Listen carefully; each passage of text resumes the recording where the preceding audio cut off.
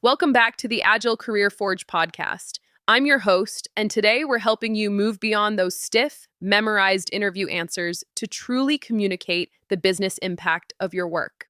We're tackling a very real, very challenging senior level Scrum Master interview today.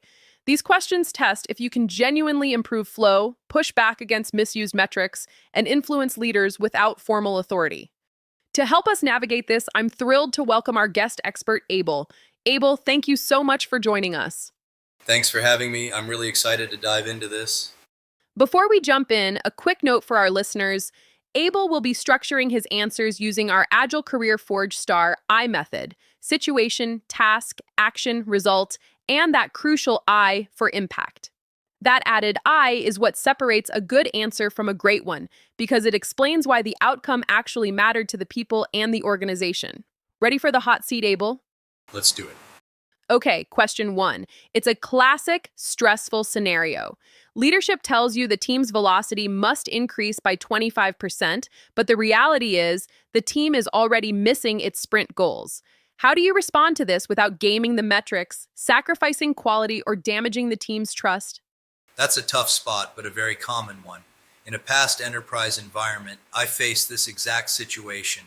The team was constantly carrying unfinished work into the next sprint, and leadership honestly believed that pushing for higher velocity was the magic fix. My immediate task was to restore delivery predictability, but absolutely without pressuring developers to inflate their estimates or cut corners.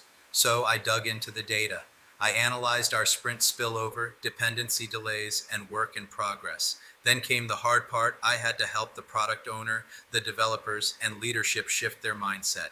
We moved the conversation away from just velocity and focused instead on flow and outcomes.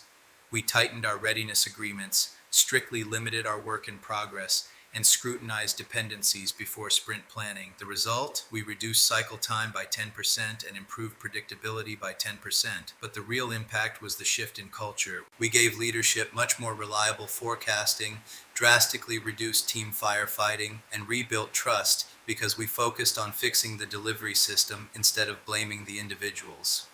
That shift from blame to system improvement is so powerful. Great answer. Let's move to the second question. Tell me about a time you influenced agile improvement across multiple teams, but you had absolutely no formal authority over the people involved. I love this question because influence is the absolute core of our job.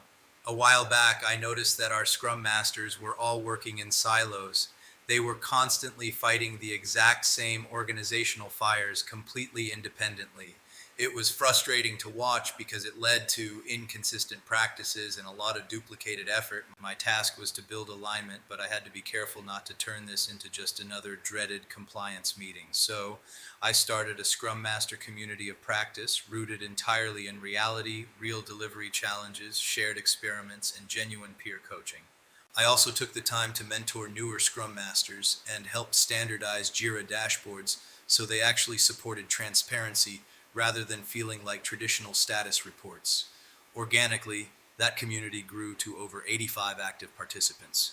The impact there was massive. We built a resilient internal coaching network, effective practices transferred rapidly across the organization, and we finally achieved consistency across teams, all while preserving their freedom to adapt locally. And that right there, listeners, is the difference between simply describing agile activity and truly demonstrating agile leadership.